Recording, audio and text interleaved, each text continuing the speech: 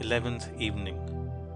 The great law never cheats any man of his just due. Human life, when rightly lived, is simple with a beautiful simplicity.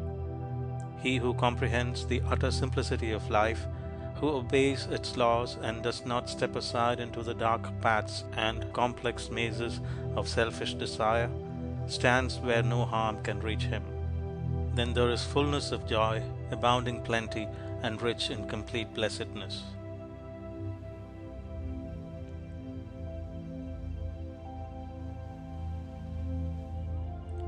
Eleventh Evening.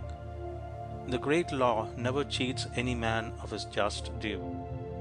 Human life, when rightly lived, is simple with a beautiful simplicity. He who comprehends the utter simplicity of life, who obeys its laws and does not step aside into the dark paths and complex mazes of selfish desire, stands where no harm can reach him. Then there is fullness of joy, abounding plenty, and rich in complete blessedness.